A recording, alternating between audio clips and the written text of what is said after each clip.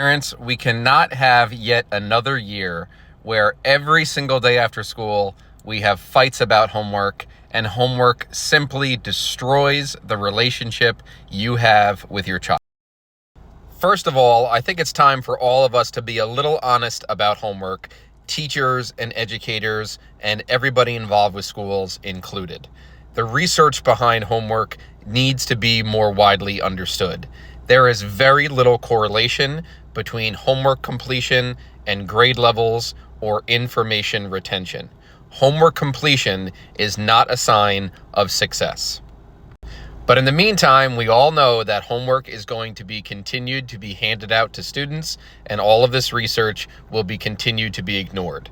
So your child will continue to come home with homework. How can we finally find ways for this to no longer toxify the relationship between you and your child? The first thing we always have to remember is the environment. It is very hard for a child to come home from school, be in their safe space of their home, around their safe people, their parents, and be expected to sit there and ignore all of the stimuli in the environment in their safe zone and sit there and do really mind-numbing, non-preferred tasks. So the environment needs to be the first thing we look at. One of the most effective things that we have worked with families on is finding ways to switch up the environment. If your child has an IEP or a 504, one of the best accommodations you can look at is that the child can get the homework done at school. Either they can come in early or stay late or have added study halls, whatever it may be. We see a lot more success if the child is able to get their homework done at school and never at home. Another great idea is to look into other after-school options.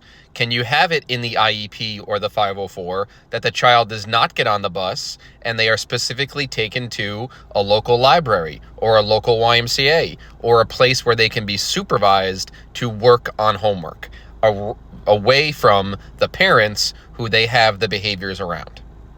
And if none of these are options and your child simply can only get the homework done at home, try to find somebody else within your community or social network that can hold your child accountable besides their parents who they have the behaviors around.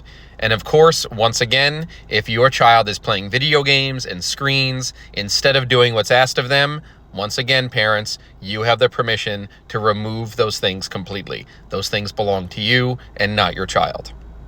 But have these conversations openly with your child's teacher about homework behavior.